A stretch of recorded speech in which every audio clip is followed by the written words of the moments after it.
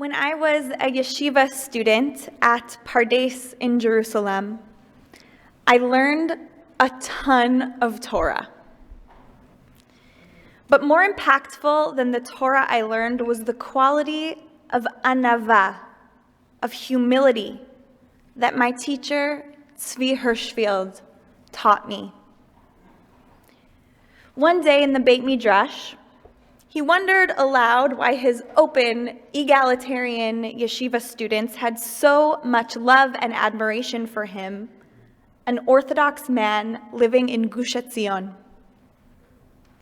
Even though Tzvi is, in essence, the epitome of what some of my left-leaning non-Orthodox peers might disdain, they hung on to his every word. Why? The answer was obvious to me: because of his humility. Tzvi is the kind of person who approaches the world with a soft and generous heart. He knows that he doesn't hold the whole truth, that he doesn't know everything. This doesn't mean that he doesn't have deeply held values and beliefs. Of course he does. It just means that he has the humility to recognize that his way is not the only way, that multiple truths can exist together. It must run in the family, because before I ever learned humility from Tzvi, I fell in love with a book written by his brother. Rabbi Brad Hirschfield, president of Klal and author of You Don't Have to Be Wrong for Me to Be Right, is a former religious fanatic who reflects on his path toward tolerance, understanding, and being able to listen to multiple perspectives. These qualities remind me of what could be described as a soft heart, the very opposite of the hardened heart that Pharaoh displays in our parsha. Throughout the entire story of Exodus, from the first plague to the 10th, we are told repeatedly that Pharaoh's heart hardened. Vayachazak lev paro, velo shama alehem. He didn't listen to Moses' cries to let my people go. Kaved lev paro. Pharaoh's heart was stubborn. Usually, words like chazak, kaved, mean strong or honorable. But in the case of Pharaoh's heart, we know that the stiffness, the tightening, the hardening of this emotive muscle indicates a lack of openness, a lack of ability to see another's perspective, a lack of humility. I'm always struck by the contrast of Pharaoh's hard heart, his inability to see beyond himself, beyond his own story, with the generous hearts, the nedivut halev, that Bnei Yisrael are described as embodying just a few chapters later when they are building God's dwelling place on earth, the Mishkan. Building something as magnificent as the Mishkan requires teamwork. It requires humility. Knowing that you may not know everything there is to know about building. It requires having a generous and open heart, being willing to listen to your fellow. Building the Mishkan requires the very opposite of Pharaoh's closed, hardened heart. In these past several weeks, we have felt immense joy at the return of the hostages, the beginning of the return of our hostages. Tears stream down our faces as we watch mothers reunite with their daughters, siblings hold their loved ones once again, and partners safe in the arms of their beloved. Our hearts have softened with some sense of relief that we might begin to heal from this horrible nightmare. And we, or at least I, have also felt our hearts harden. I watched in anger and horror as Hamas terrorists paraded Israeli hostages through the streets, seeking every last opportunity to inflict terror. When it was announced that the terrorist responsible for the bombing at the Hebrew University that killed students in the very same yeshiva program that I learned in would be released as part of these negotiations, my yeshiva community's heart tore and tightened. Hillel Fuld, the brother of slain Israeli Ari Fuld, was elated to see the hostages return, but was also disgusted that among the terrorists who were freed was the man who murdered his brother. Anyone have advice for someone whose brother was murdered by a terrorist, who was supposed to sit in prison for the rest of his life and is now getting out and will walk freely? Fuld asked of his media following. Fuld called the deal both beautiful and terrible. Beautiful in that families are getting their loved ones back, and terrible in that the monsters who murdered his brother are free to inflict harm on their next victim.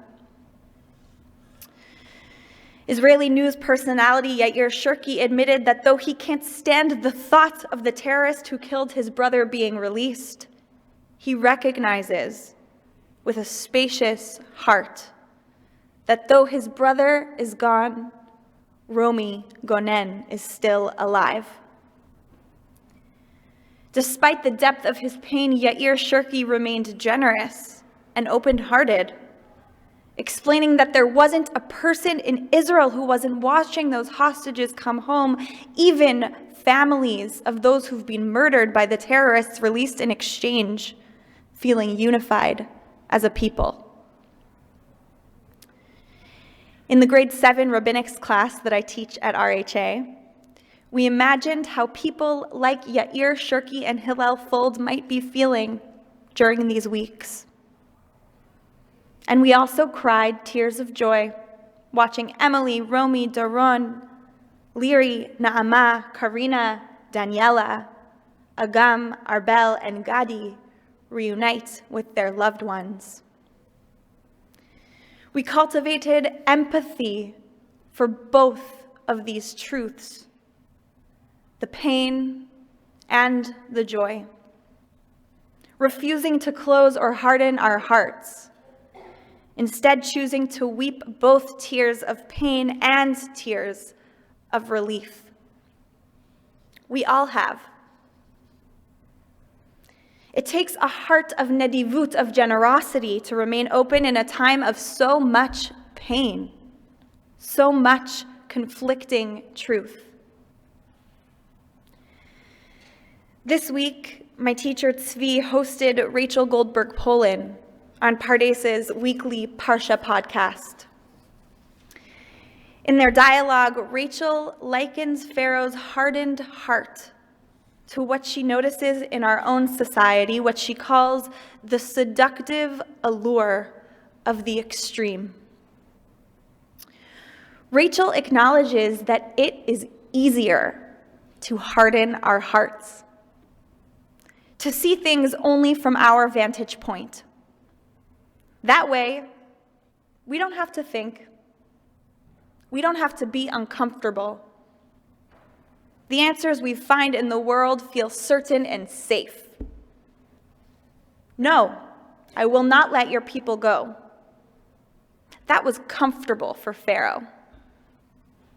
The deal is risky. That is certain for us all. But Rachel reminds us that our tradition is not one that chooses the safety and comfort of the extreme over the uncertainty and the depth of the complex. We benefit from a culture, a tradition that values the wealth of opinions. Our most foundational texts, the Mishnah, the Gemara, are a record not of uncomplicated and unified ideas, but of diversity of opinion, teaching us to cultivate empathy for ideas that are different than our own. When Reish Lakish, Rabbi Yochanan's Chavruta, dies, he longs for a learning partner who will challenge him like Reish Lakish did, rather than agree with him, who will broaden his perspective and open his heart rather than close and harden it. In recalling this Talmudic tale on the podcast I listened to, Rachel reflected on how much her beloved son Hirsch relished in developing empathy for others, in understanding their perspectives, in maintaining an open and generous heart, even in a world that wants to close and harden it. Perhaps, Rachel suggests, by being more willing to open and soften our hearts, we might all make meaning of and give honor to Hirsch's life. In his book, A Heart of Many Rooms, Rabbi David Hartman, Zichrono Livracha, taught that our hearts have many chambers, each with the capacity to hold multitudes, even when those multitudes are in tension. We can hold multiple truths. And this is what I am holding with me today, as I imagine that many of you are too. Today, I am holding relief for Aviva Siegel, who was forced to leave her husband Keith behind in the tunnels of Gaza, and who today, thank God, was reunited with him. I am holding joy that Rabbi Friar Bodzin will finally be able to take down the poster of Ofer Calderon that has hung in her doorway for too long, far too long. And I am also holding absolute, soul-crushing heartbreak at the cruelty of Hamas's psychological warfare. Sick to my stomach that Yarden Bibas has come home without his beloved Shiri and their sweet boys Ariel and Kafir. I am holding fear for their fate, and I am trying, as their family so bravely is, to still hold on to hope. And so I wonder, amid so much pain and injustice, when it can be tempting to tighten, to close our hearts, mimicking that narrowness of Mitzrayim, how can we instead open our hearts to hold multitudes, to create some softness, to lean into our heart's capaciousness? How can we remind ourselves that we can feel all of those things at once? How do we move from the inclination to dig our heels in, to stiffen our hearts toward nedivut lev, a generosity of spirit and understanding that Hirsch and Rachel and my teacher Tzvi and Bnei Yisrael model for us? Maybe, just maybe, with a little nedava, a little generosity, we can begin to rebuild God's dwelling place right here on earth. Shabbat Shalom.